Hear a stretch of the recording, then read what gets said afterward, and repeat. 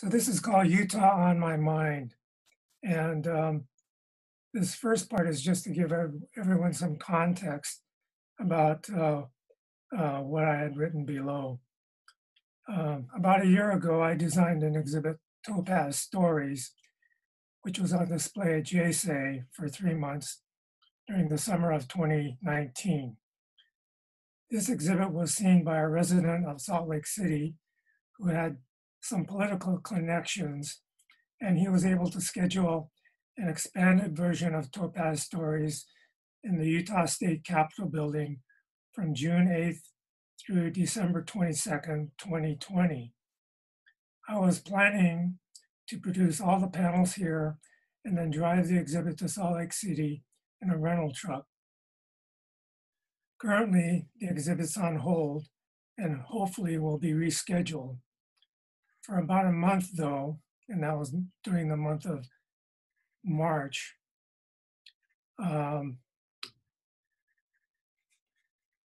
when the Topaz Stories was still slated for an opening in June, and with the ever-expanding COVID-19 news, I started to having all these random thoughts on how to deal with transporting and installing the exhibit.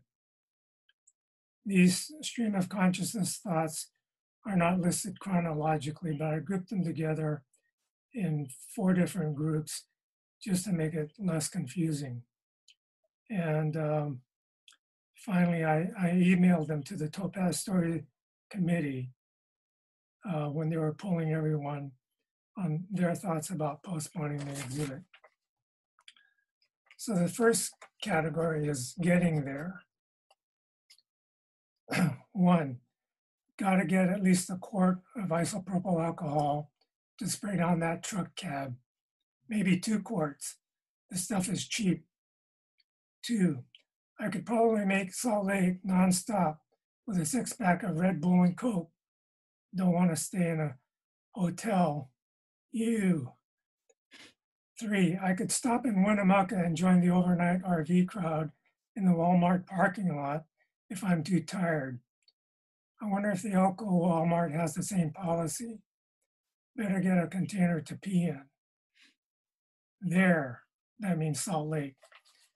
This is going to be bad optics.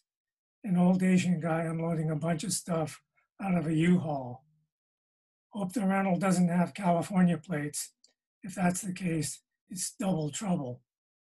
2, do I work inside the Capitol wearing a mask and rubber gloves, or without wearing a mask and rubber gloves?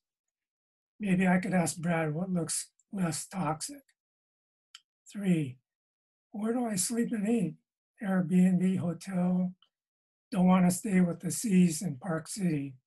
The C's are friends that we know who live in Park City. I feel like a vector to the COVID world. Terrible, terrible if one got sick. Second part, getting back. Southwest might be okay, but if the line goes beyond 8:15, I'm gonna freak out. Greyhound, no more than 4 or 5 on board might be okay. Hello again, Winnemucca. Hope no one gets on anywhere else. Better check the Greyhound schedule. Ouch, 25 hours from Salt Lake to Oakland via Las Vegas and LA. 8 stops total, forget that. I should rent a car. Maybe I can use the leftover isopropyl alcohol on the rental car. I'll probably have leftover Red Bull and Coke too.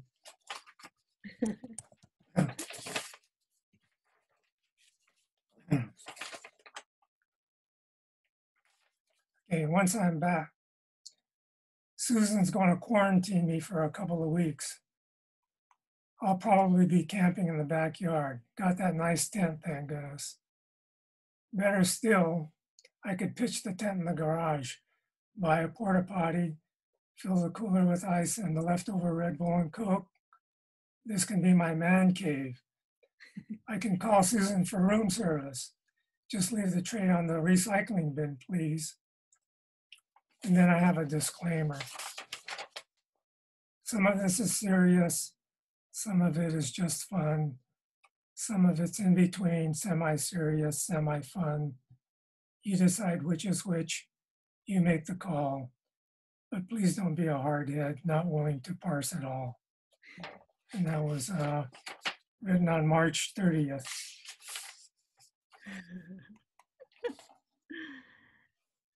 Thanks, Jonathan. Have you heard anything from the exhibit, folks? No. In fact, about 3 or 4 days after we took that internal poll among the committee, and we wanted to postpone the exhibit. We got a call from Utah and said that they had closed the Capitol building until at least May 31st. So that basically pushed everything back, and we don't know how far it's getting pushed back. So sorry, you guys are not able to see his photo either, but it's called Mr. Mizuna. Too long a day, too much sun. Mr. Mizuna raises the yellow flags, soon to retire.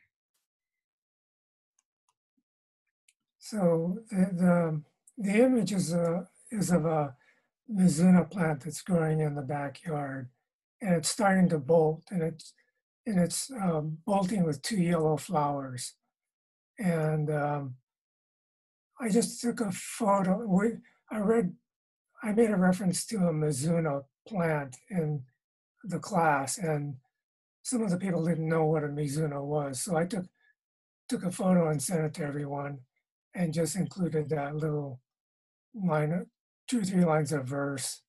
And the garden has been a real refuge for me. I mean, I just working back there, and it's a place of great solace. So, yeah. Great. So thank you, Jonathan. And so how has writing been for you during this time? Well, it's been real revealing. You find out a lot about yourself. You discover pieces of your history that sort of been kind of buried for a while. And in a way, it gets a little easier. I mean, it doesn't get easier right away, but after about 1.5 years now, it's gotten a little easier. Yeah. Can I ask you what you buried? Well, you ask yourself questions about, you pose questions to yourself that you may not normally ask. And maybe you don't find answers right away, but after a while, you get maybe some insights into why maybe they were just forgotten, or maybe they were purposely put there for a reason. I don't know. Well, thank you for sharing your writing. This is called Effects of a Pandemic. I sit here thinking about what I can write concerning the situation we are all in right now, and my mind draws a blank. I don't think I have ever been in a position like this before. My feelings run from being frightened, sad, insecure, anxious, yet hopeful that this will pass and life will return to normal, whatever normal is. I think about my parents, grandparents, uncles, and aunts who are no longer here. And as much as I miss them, I'm grateful that they do not have to experience the fear of catching this horrible virus that has invaded our lives. Then I recall all the tragedies they endured and somehow managed to prevail, bruised but not defeated. And I realize that their hardships far outweigh this one event that I am experiencing now. They faced racism, the depression, and to top it all, although US citizens having their freedom taken from them. I keep telling myself, I'll be okay. I wonder what they thought to themselves. In the meantime, all of a sudden, I'm thinking of all the things I must get done during this time of uncertainty. There's cleaning to do, paperwork to organize or get rid of, letters to write, and projects to finish. Top priority was to finish projects that I started and never bothered to finish. As I work on these projects, I wonder why they were never completed. Perhaps I subconsciously saved them for a time when I would need them to distract me from some devastation that would occur. Prior to COVID-19, I was taking a bag making class at J-Sei. Boro bags are made from pieces of scrap fabric that, when patched together, result in an interesting purse. I learned that the Japanese have always been very creative and clever in using every bit of fabric without a waste. The Boro bag was a result of this Japanese characteristic. We had one more session left when all classes at J-Sei were temporarily discontinued. Although almost everyone else in the class finished their bag, I still needed that last class to finish mine. I was determined to finish that bag, so that became my first completion project. I worked on the bag, enjoying and admiring each piece of fabric and remembering how I acquired them. They brought back fond memories of trips to the flea markets in Japan. I remember falling in love with the hand-woven, hand-dyed kasuri fabrics. Although one could tell that the pieces for sale were once part of someone's well-worn kimono or yukata, they were treasures to me. Rummaging through my closet, I found another half-sewn purse. The fabric for this project was from a yukata belonging to my aunt. Knowing that I would not wear the yukata, I took it apart and kept the fabric for who knows what. For some reason, I cut out pieces from a Japanese purse pattern, and after a little bit of sewing, put it away in the closet. Last week, while cleaning my closet, I found the pieces and began completion of project number 2. As I sewed the purse together, I thought about my aunt and how I missed my visits with her. About 5 or 6 years ago, my daughter Amy presented me with 4 sashiko coaster kits. Although I had never done sashiko before, I found it challenging to learn a new skill. I couldn't understand the directions written in Japanese, so I tried imitating the illustrations. I completed the sashiko part of the coasters, but again, shoved the stitch fabric away in the closet. Now, because of COVID-19, I have 4 new coasters. Each of those projects provided me with welcome diversion from the more depressing by-the-day news on the television. I miss being able to go out with so many restrictions. I miss being able to get together with friends. I'm sad that I won't be able to see my children and grandchildren in April as we had planned. I'm fearful that we are all so vulnerable and that someone I know may come down with this wicked virus.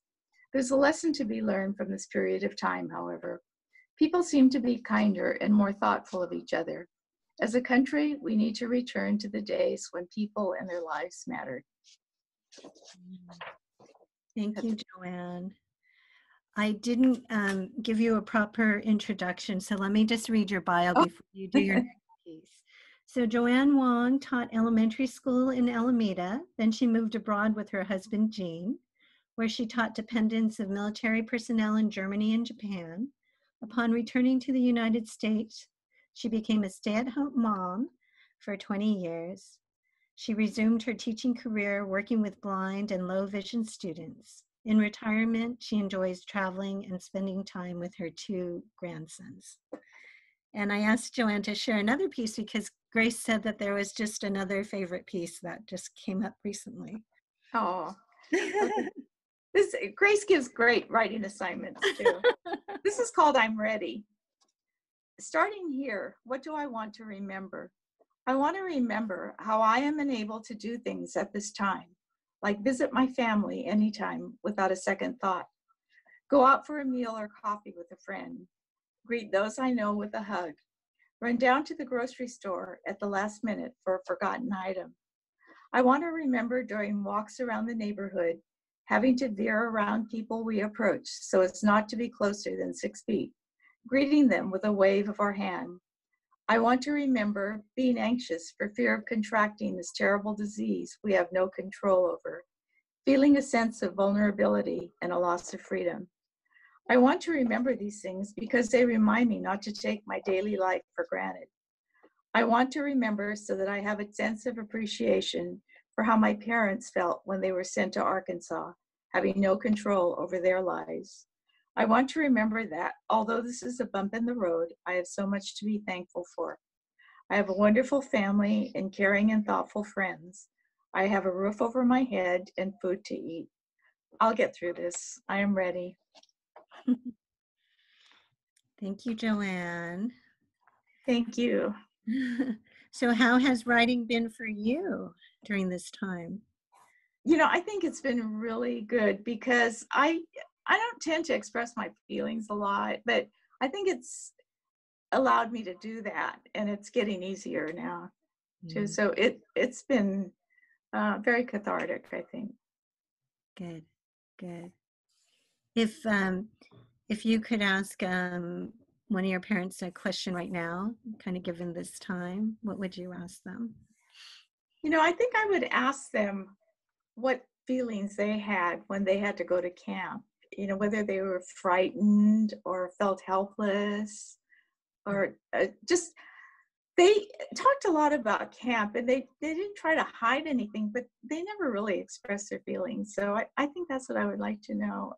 That, and the other thing would be, did they ever have any good memories of camp? I know most of it was bad, but there must have been some good times. And if there were, what were they? I don't know. What is the silver lining? Yeah. Like your first piece that you wrote about. Well, thank you very much.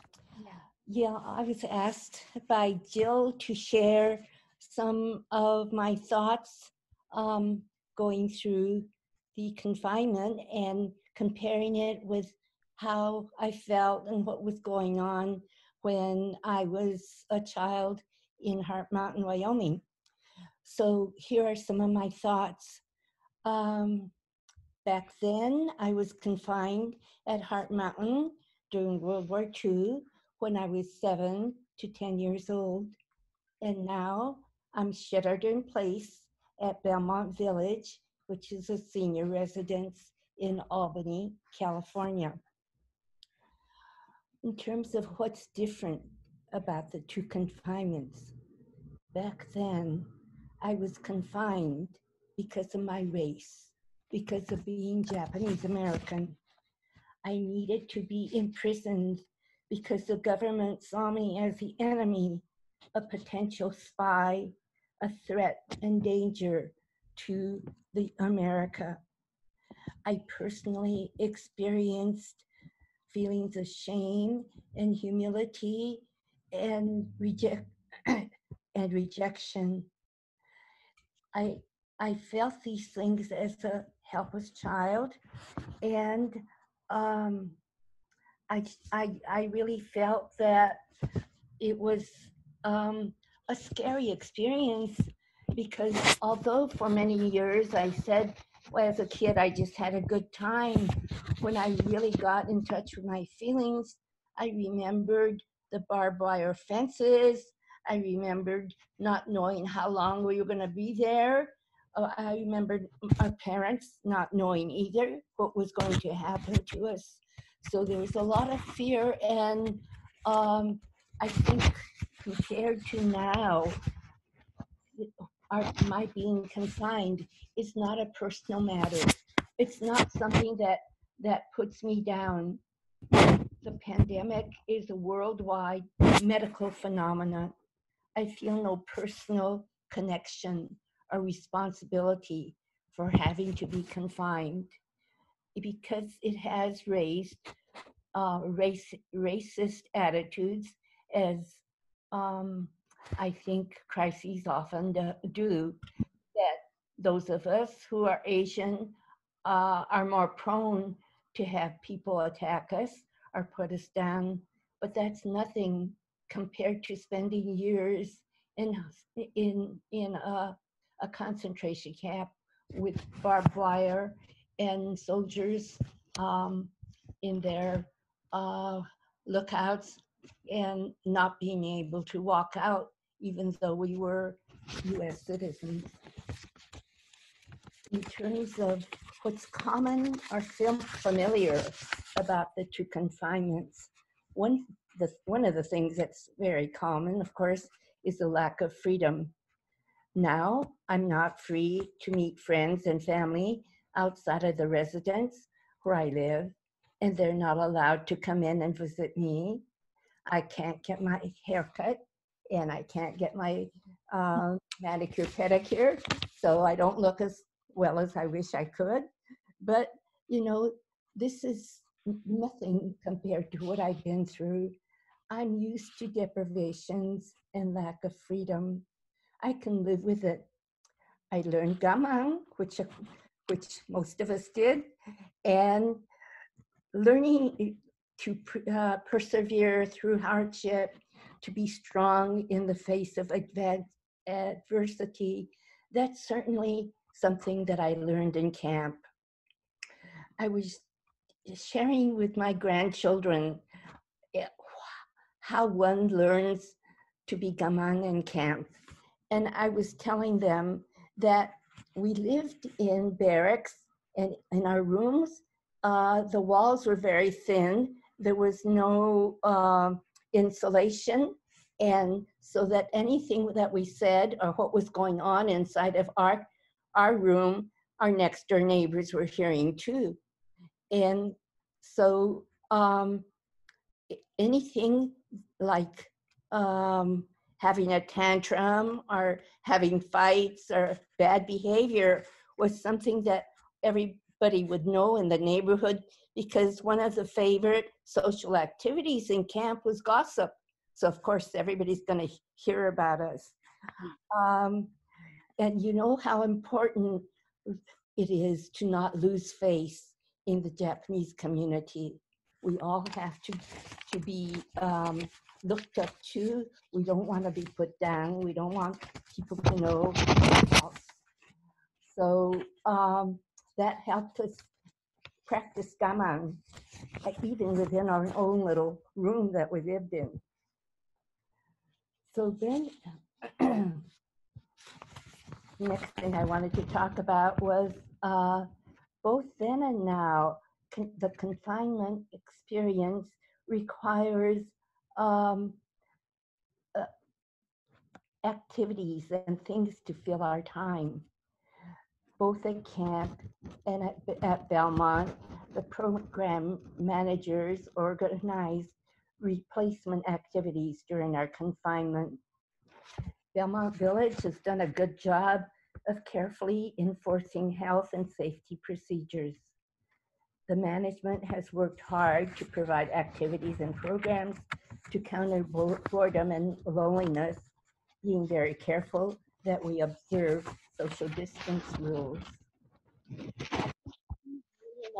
In a facility where I've been able to meet a lot of people, a lot of really very interesting people, I don't feel as isolated.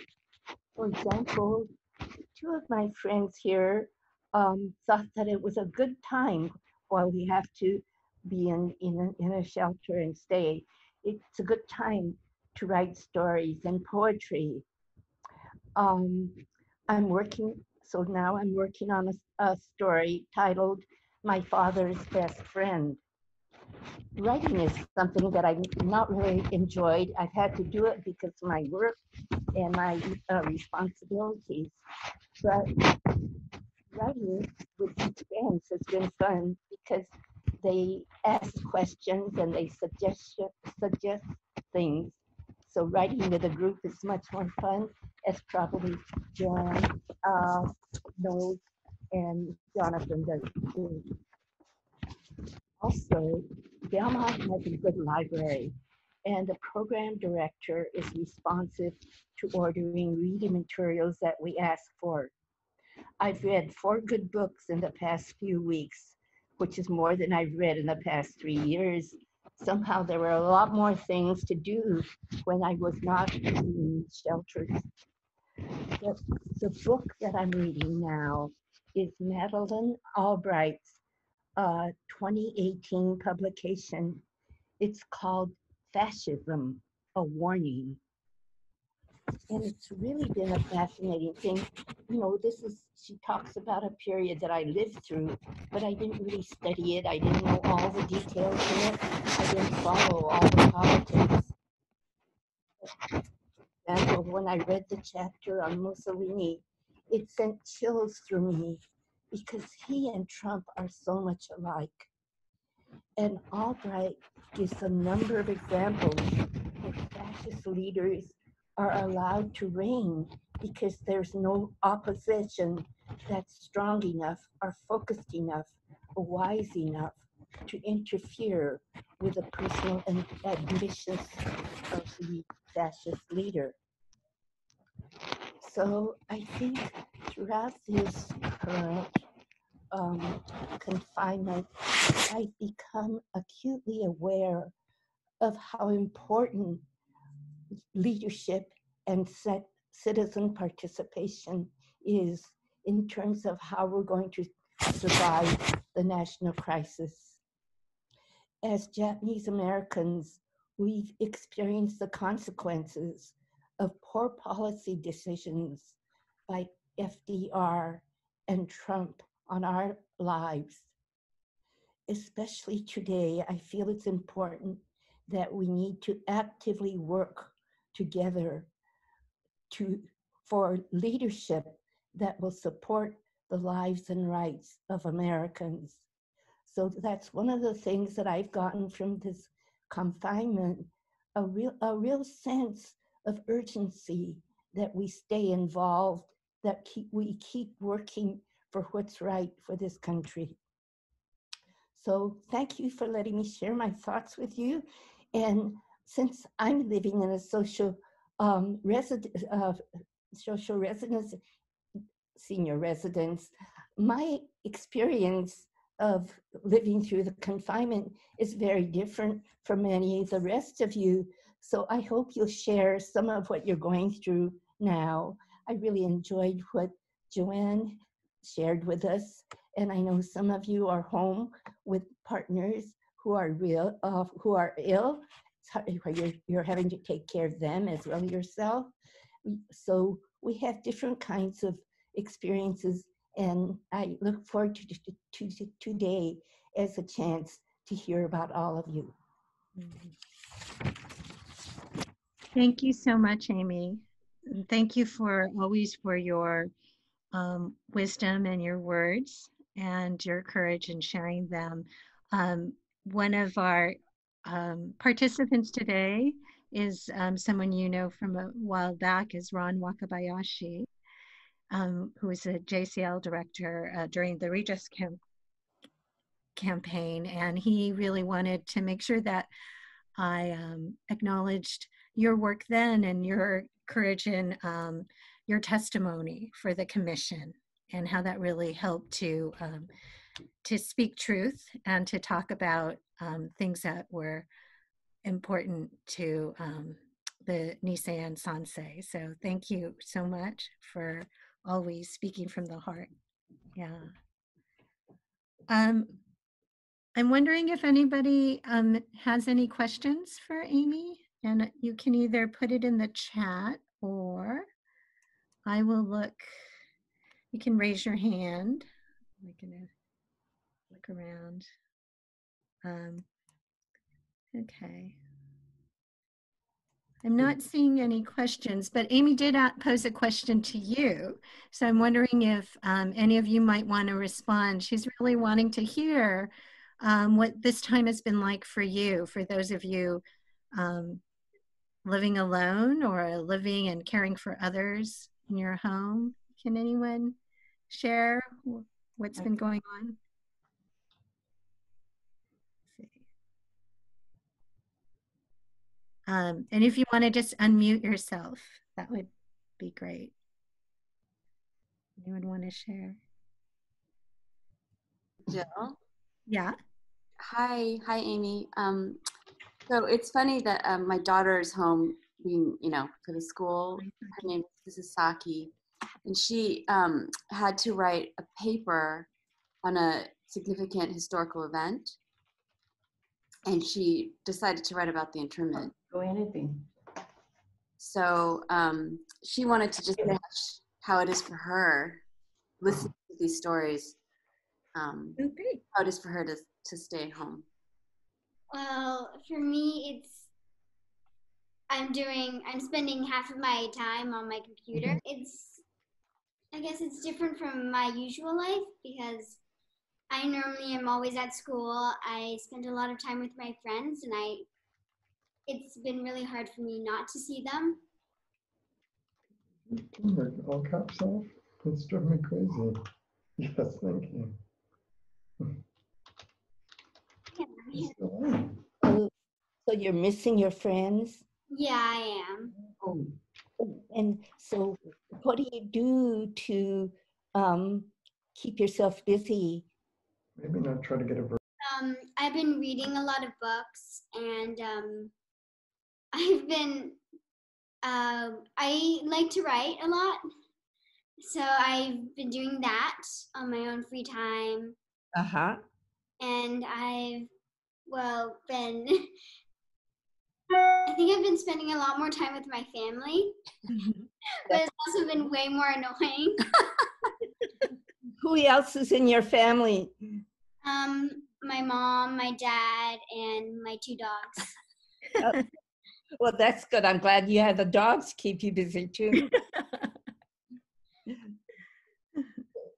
Yeah, I have the captions on now, so I can read what you're saying. But how did you start off? Did you have a question, or you just wanted to tell me about what was happening?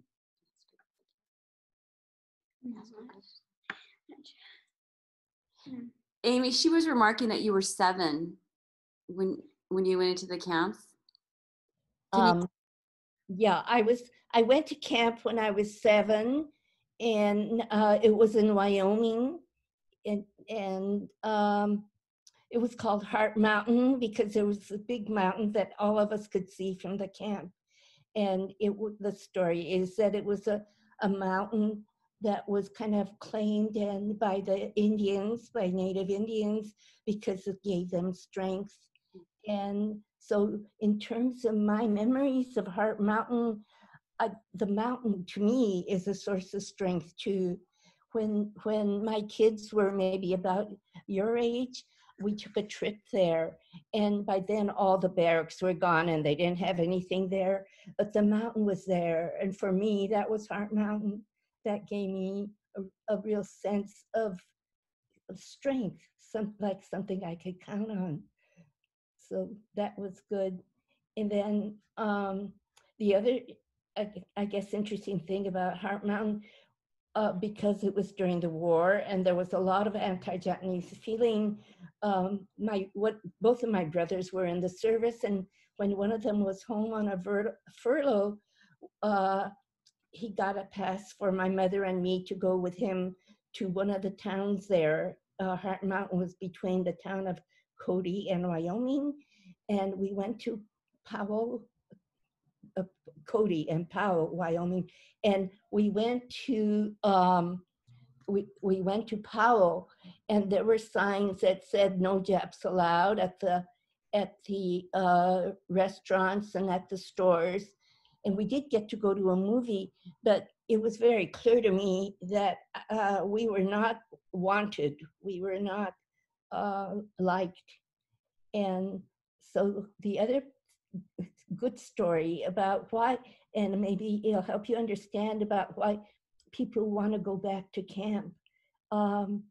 Since in the last 20 years or 15, 20 years or so, there have been pilgrimages going back to the camps. And now we are valued and we are recognized for the hardships we went through.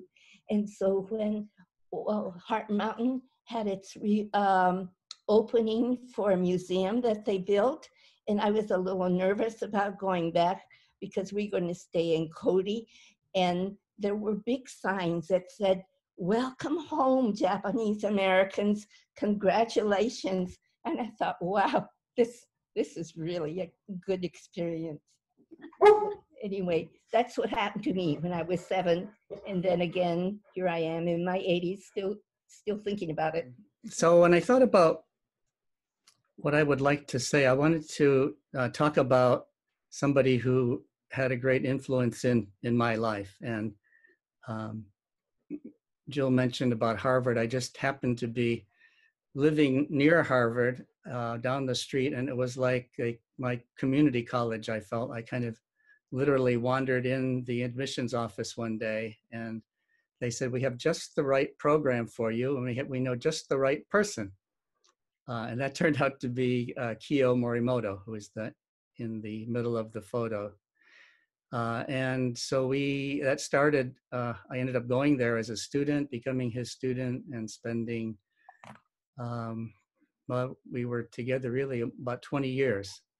And it really reminds me of as I, and now an elder, the importance of mentors in our lives. And that's something that I think the present generation is so missing, and you see a little bit more in Japan, but it's still the sense of emphasizing the value of youth, and has really, I think, taken away a resource for a lot of young people. And that's somewhat of a role that I work to fill for college students and high school students, because I recognize, how much different people that I was able to meet at points in my life, how they have helped me. And I was really influenced as a student also by Amy's work as a scholar, and that was something that inspired me. And when I came to San Francisco in 1984 for the first time, I was welcomed by somebody who's right on the screen too, Reiko Honmatru, who offered herself as a mentor to me at that time. And I was about to enter the clinical program at the National Asian American Psychology Training Center. And she has also been a mentor for me since that time. And it's, I think it's certainly, there's the expression, youth is wasted on the young. As you get older, you realize how callous you were as a youth, and how unappreciative, and how much you took things for granted. And especially me as the youngest of 3 children, and just doted on by all these older women and the Japanese side of my family and the Irish side of my family. And in learning to, just take things for granted to the degree that you really lose a sense of gratitude that is so important, I think, to really appreciate living, and because otherwise you're just assuming things are bad because they just don't, somehow you lack the appreciation of them, of all the little things that you have in life. And so I wanted to go back to this point. This is back in I think 1986. I was still a student. And KIYO was somebody who he was like a doctor of mindfulness before they talked about mindfulness. Mindfulness was not really a word. And even at Harvard, there was somebody who was using the word mindfulness, but acknowledged that the reason was because they were actually mindless. And they noticed how mindless they were. But they couldn't sell a book by mindlessness, so they retitled it Mindfulness. But KIYO was the real thing. KIYO was talking about how simply our presence can be what is really we offer, the most we can offer somebody else. And that he was talking about vulnerability and helplessness and the kinds of human struggles that came out of that context.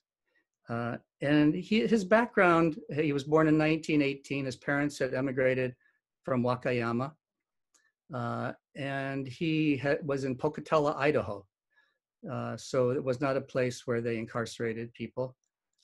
He had to leave school at 15 because they had a potato farm. He had to help work the farm. He was very small, but he was as strong. He had to lift 50-pound bags of potatoes all the time, and so he was really strong.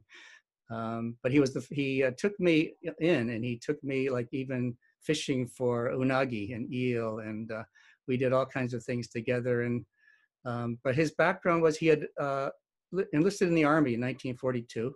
Very soon after Pearl Harbor, he served in the 442nd He was very scarred by the war. Sometimes he would tell me little pieces, but he didn't talk much about it. But he was clearly harmed psychologically by the traumas that he had lived through, and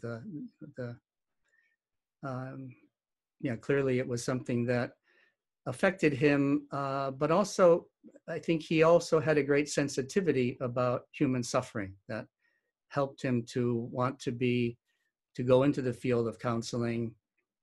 He went to Boston University. He was working at Harvard in a study about psychological states related to LSD. And then he became the director of what is called at Harvard the Bureau of Study Council. And so that's where I did my training as well. But he was at Harvard for about 36 years. He fathered 3 children, and one of them was on our call a little bit earlier, his daughter Monique, but she had to leave. But he was a family man. And he was one of the young Nisei who chose that the way that they would deal with the crisis was through their actions, and that they felt strongly that the best way that they could help the whole community was to join the army and join the military and to serve in that way, and knowing that there would be the possibility of tremendous suffering and sacrifice in that. But that's what KIYO chose. That's what many young men chose. And when I spoke to him, he said at the time he had a great resentment of those young men who made a different choice. Those who said, we cannot go along with this. We must protest. We must fight it. And he said at that time that it was of great difficulty for him to empathize with those men. But he gradually came to feel that everybody was making the best choice that they could.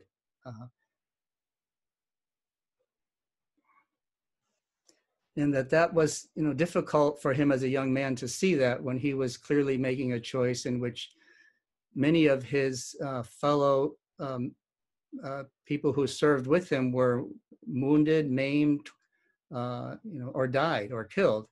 And so he said it created a great deal of animosity, intolerance in him for the choices that other men made. And it wasn't really till later that he was able to see that the courage that they had as well, and the choices that they made. And he also said that, some of them chose to go to Japan after the war, a country they had never even been to. And he also said that when he was young, he had a great deal of difficulty to understand what he saw as an Issei consciousness. And that was represented by the expression shikata ga nai. And he had felt it as a real sign of passive resignation. And that he felt like, why are these, old people just giving up? Why don't they have more of a fighting spirit? Why don't they protest this and say, we're not going to submit. We're going to, and he said he felt very critical, like this, that's what old people do. But we young people are not like that. We're stronger. And it took a long time for him, he said, to really understand that there were many different ways of looking at what is shikata ga nai. And there is, for some people, the sense of giving up. And he said that can be a deadly thing to do. But it also can be a deadly thing to your human spirit if you simply cannot accept in the vulnerability and the helplessness in any way, and continue to fight against it and to have this bitterness in your heart. And he started to think more about, what does this really mean, shikata ga nai? And there is a whole sense of acceptance in that, right? There's a sense that we cannot change certain things, and those things we have to accept. And he said from that acceptance of one's vulnerability and helplessness, imperfections, comes the courage to claim agency. So it's that paradox that is, I think, very much a part of Japanese culture in many ways. The paradox that if you can accept the vulnerability and helplessness, that brings a new courage to actually claim the agency of what you can do. And so there's this, it's also deeply rooted in a Japanese therapy that developed from the time of Freud by a psychiatrist named Morita. And it has that same sense of, instead of asking people to change, he says, just accept yourself as you are. And he believed, because he saw over and over again this paradox, that if a person could actually begin to accept themselves as they are, the expression arugamama, that you can accept yourself as you are, then naturally this desire to change comes up. And this is not only Buddhist, it's not only Japanese, but people who are also, Christianity, there's also the expression of the serenity prayer, which has somewhat of a similar message, I believe. The serenity to accept the things that you cannot change, the courage to change the things that you can, and the wisdom to know the difference. So KIYO wrote about this. He gave a talk at the Harvard Memorial Chapel and about how this, if you can accept things, it actually brings up these new hopes and new meanings. And you're all able to maintain your dignity. And within the confines of what was the limits of the concentration camps, he saw, he didn't see personally, but he heard from people about how they were able to rise to the above those circumstances and not to be completely paralyzed by the feelings of helplessness that they had. And this is something that you can observe through things like the natural creation of, or the creations of natural beauty, natural wonder in the gardens, both the flowers, vegetable gardens, different kinds of artwork that was done, and certainly the poetry and the writing that came out of the camps. And this was all, he felt, attributed to their ability to see that despite the limitations of what they were, the confinement that they had, that they still were able to appreciate that they were alive and that they had the gift of being alive, the gift of life, and that was enough. That was enough to sustain them. That was enough to help them to go beyond the helplessness and the despair, and to actually be creative, and to feel that there was some value in the kinds of things that they could create, both in nature but also in art. And I think if you can see this in other parts of in Japan and Japanese culture, when you saw what happened in Tohoku after the tsunami. This is Mr. Iwasaki, who I met, and who was known in his whole, what do they call those places? The temporary housing village in which he lived, as the messenger of goodwill. He walked around the neighborhood every morning and he asked people, how are you? And he gave them a smile. And I asked him, how do you do that? Because so many people are, depressed. So many people are drinking too much alcohol. And how do you do that? And he says, I never forget. I never forget. I always remember, but I remember in a way that enables me to move, to not just sit and say, I can't do anything. And I even feel like I need to do things for those who have passed on. So in particular, he said his son loved that community and wanted to help that community. And he feels that he can do that now. His son can no longer do it, but he can do it. And it gives him some meaning every day to do what he can do. And he told me about that there were many people, young people, that came to that Tohoku area with this kind of gambare message, and it was, he said it was very charming in a way, very cute, but also could be very tiring, because he said there's a time in which we need that message. There's a time in which that message is helpful, but it isn't immediate. We can't immediately feel it, and it isn't something that you just don't get over and try your best. And and there's other Japanese sayings like nanakorobi yaoki, and the sense that you can keep getting knocked down by life, but you got to keep getting back up. And you know, these are beautiful expressions, but they're expressions that have meaning only if you're at the right place in terms of your grief and how you're recovering from a loss. And so he said that, you know, these were messages that at the right time have meaning, but there's also great meaning in shikata ga nai for those who are suffering, and that it's really a time that there is a time in which you need to simply accept what you cannot change. You can't simply start all over again. And one of the ways that many people in Tohoku were coping was with writing. And we've had several good examples today with Jonathan and Grace, was it? And of talking about the writing. And many of them were written in haiku, which I think many, even I teach this with my American students, and they love it because it's so sharp, so concise, and you don't have to be verbose, and you can just write a few words and it really just contains so much meaning in the very few words. And this was one of the haiku that came out of Tohoku. And it's a translation, of course, into English, so it doesn't exactly match the 575, but it's close. It's bereft of belongings, yet blessed by the touch of the early summer breeze. And the writer said that he was feeling one day like every day was the same, but suddenly one day he felt this breeze on him and he felt like he had forgotten for a moment where he was. And suddenly he realized he felt good. He felt happy. He didn't feel the loss and the despair and the loneliness. Suddenly he felt just naturally good to feel this breeze. And he said he realized that he was alive and that I still am alive and I can still feel this beauty of the breeze. And despite everything else that I've lost, I'm still here and I can still appreciate being here.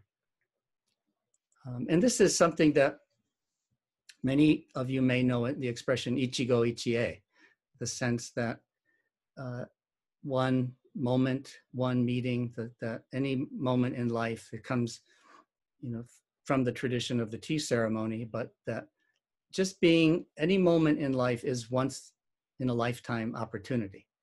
And that as mundane as certainly the days are appearing now, and monotonous or endlessly the same, if you can have that kind of expression, this kind of consciousness, then you have the ability to make every moment in life full of opportunity to be something special. If you can feel that sense of treasuring that moment.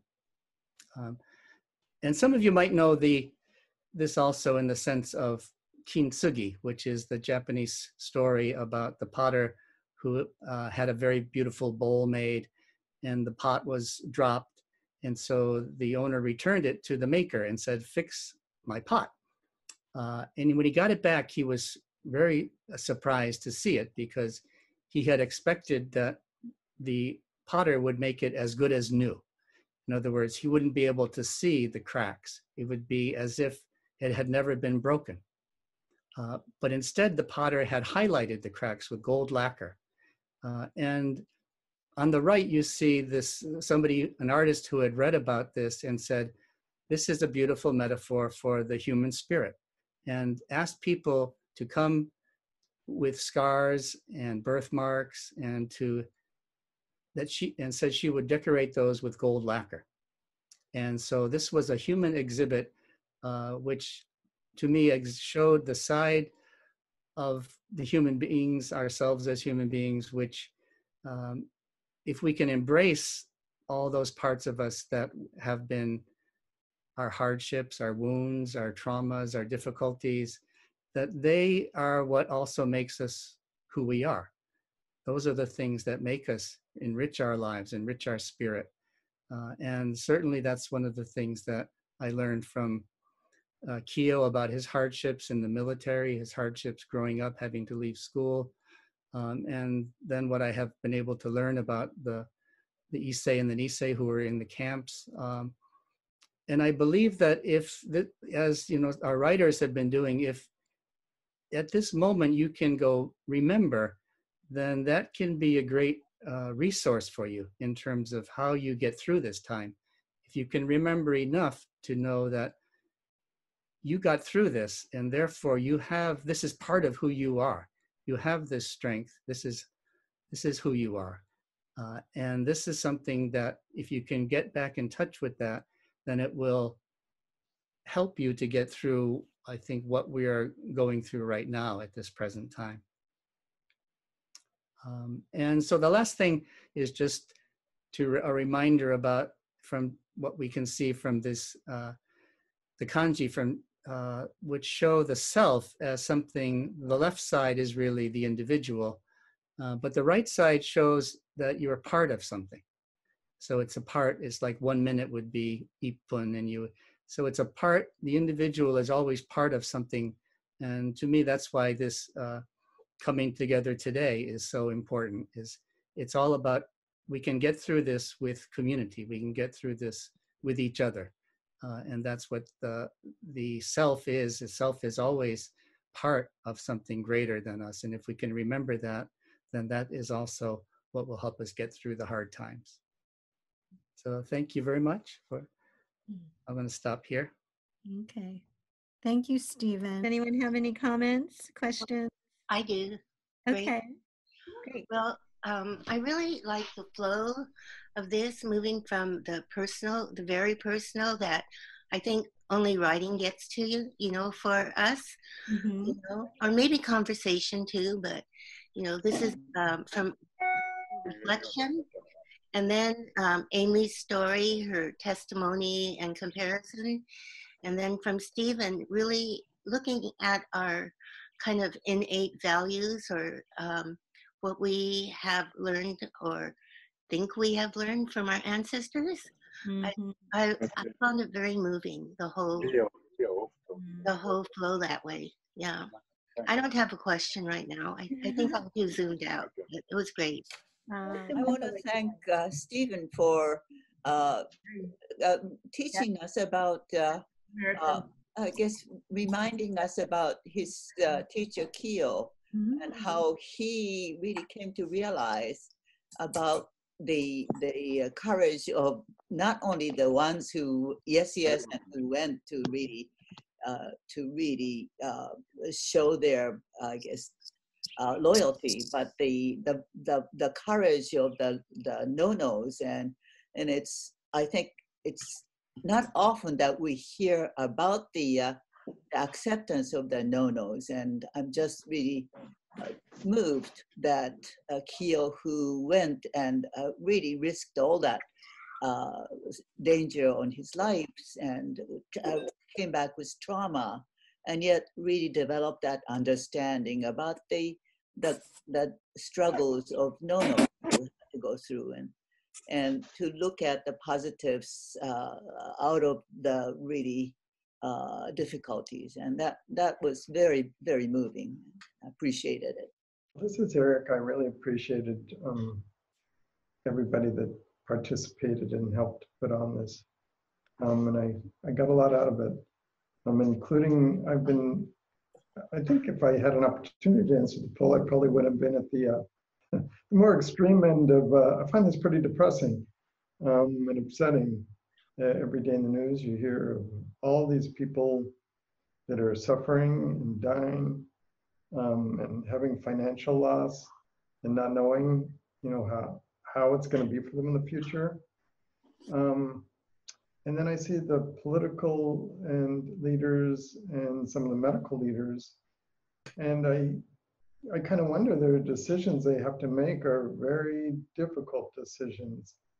And I think about the Serenity Prayer. I'm not particularly religious. I didn't even know it was a Christian prayer, but I've been saying it a lot during the crisis. And well, I say it a lot anyway, but even more now, because it helps me to remember, you know, what things I just really have absolutely no power over and have to accept. And I find with this particular pandemic, it is that way.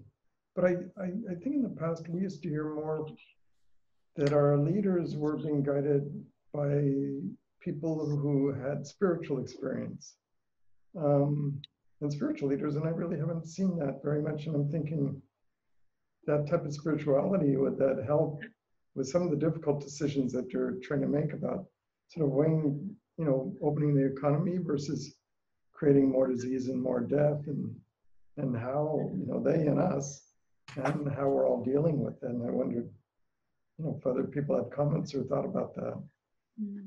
Actually, a good observation. I do feel at times like this where things feel beyond our control, out of control, that kind of a spiritual grounding is very helpful for me.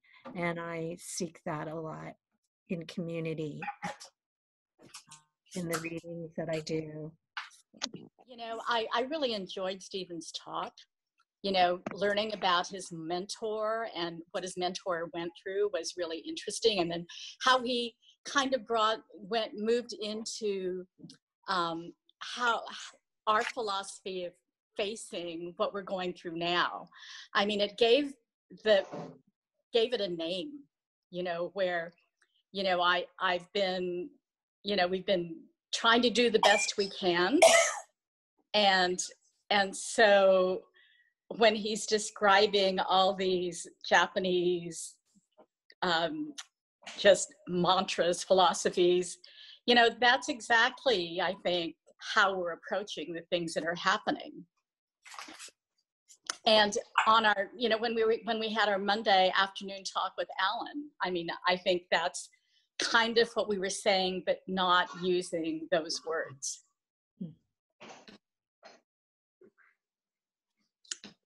Right. So all these things that we've learned from our ancestors and in our upbringing, kind of the cultural values and teachings, still stay with us and guide us. It is powerful.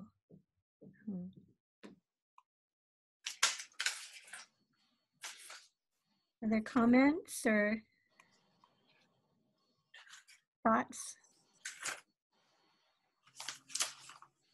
Okay. Well, I have a question. Okay, Grace. Amy, living in, what is the place called? Belmont? Belmont. Do non-Japanese people come up to you and ask you about about the incarceration and how it relates to today? You might have said that, but I might have been out of the room a while. We've had times where people have tried to raise the issue about the incarceration during World War II, and we've had some videos played, like of Roar in Arkansas. And, when we tried to encourage discussion about this, most of the people who are actually in the camp don't want to talk about it. It's like, I don't think there's a lot of interest. I mean, there's some interest, but there's not a big push on it. And I think that maybe we have about 6 or 7 people who are actually in the camps, and they don't really want to talk about it. They don't show up for the movies. Mm-hmm. They don't show up for the dinners where they could talk about it. There are a number of other people who've been here and who are quite sophisticated and understand history, and you know, they're willing to talk to us about it. But it's I'm struck by how the people who actually went through, it's not something they enjoy talking about. I wondered, since everybody was confined, if there would be a different kind of response from Japanese Americans who were previously reluctant to talk about it. Because, well, I see another question up here, because some of us think that that ancestral history, for me, has given us a certain amount of strength and resilience right now. So I was just wondering if people were more prone to talk about it, but it doesn't sound like it. Mm. Yeah. You know, I think there's still a lot of wanting to avoid it, but and I'm talking about the group of people who are here at Belmont right now. I wonder, though, talking to people like, asking people like Ruth Ichinaga and Dr. Yatabe, what are your thoughts about this and about whether Japanese Americans, how Japanese feel about talking about it? Yeah, I think that people are more willing to talk than they were, say, 20, 30 years ago. And those who are a little bit more politically inclined also are speaking out more in relation to what's going on with immigrants now. And I think some of us feel like it's important to talk about it, but I think it varies by what generation or what age group we are. Yes, I think that's very much a good point. I think that your generation really has enough distance from it. You can explore it. It's not as threatening as if you had actually been through it. Right. We felt the hostility and the pain of being rejected. Mm-hmm. There's another question in the chat box for just anyone to answer. Do you think there are ways that Japanese and Japanese Americans are dealing with sheltering in place that are different from other people in the United States? Well, I remember my mother has always called me gaman ziyoi, and I feel like I learned, you know, from her, from my grandparents, that gaman there was a value in that, and I feel like that's something that was always kind of, I think, ridiculed in my family, about that the Hakujin were not like that or something. You know, there was that Americans don't have that value, and I felt from the American side, though, that the gaman was often not seen as such a valuable thing, and it was seen as, you know, you're accepting things too much. But I think it does run through Japanese culture that I know, and that it is seen as a value, and it's a value that can have some negative aspects to it in terms of trying to change things, but it also is a value that can be really sustaining, I think, in this moment in which you feel so strongly your helplessness. You feel so clear the things that you cannot do no matter how hard you try. And I think that in that sense, it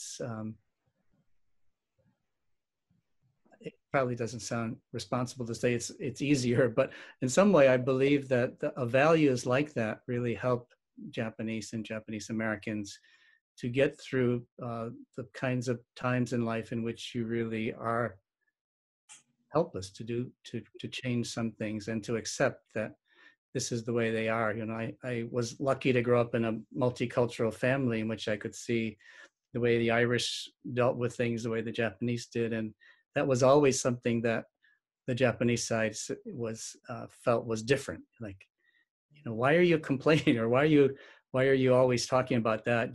That's just the way it is, right? And you know, you have to accept it the way it is. And you know, I could see both sides of the values, and the values, what was more valuable at different times in life. But I do think that this kind of moment in our history, which for me is extremely unusual, I think for everybody, this is a moment that we have not confronted. Some people have, you know, in our community, and I think that's where there's a strength there, though, in having that experience and getting through a difficult time by that sense of gaman, which I think, you know, everybody understands and appreciates. You know, I look at some of the other countries that have had some success in dealing with the coronavirus, like Taiwan, Hong Kong, China, South Korea, maybe Japan. And they all seem to have this kind of social adeptness about a kind of seeing something wider than just the individual. And you know, we in America are sort of have this cowboy culture, and we sort of kind of run this kind of rugged individualism through our consciousness all the time. And that seems to be sort of counter to what is required right now, where you sort of have to be mindful of your own situation and mindful of others to really be successful in kind of keeping the virus sort of at least at bay. We have a. So I don't think it's necessarily Japanese American, but I think it's sort of like a more widespread cultural Asian construct. Yeah. Yeah, this is Ron Wakabayashi. I'm down here in LA, and I've spent my whole life in one way or another in terms of working in the Japanese American community. And now that I'm a senior and scared to death of this virus, I don't dare even leave the house. And I've been real active on different social media, just monitoring it. And the thing that just stands apart for me is the way the community is responding and looking after each other. Like in Little Tokyo here, like the folks have put together, a GoFundMe to fund the restaurants that are struggling, to buy lunches for the Issei who are still living alone, and talking. The same thing is true out of the Gardena Valley Japanese Cultural Center.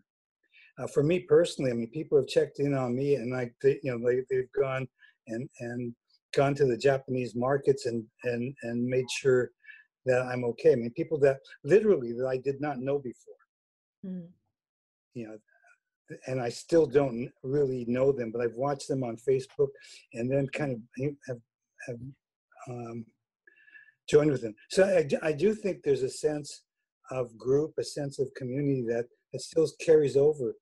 And I think it's becoming stronger. It's not something that we always experience. Even when I was a J-Sei director, certainly I had a huge amount of exposure to the community, but even more than then, but probably with it, the sense that I have of an appreciation for being part of a community, particularly this community that has been so considerate, open, and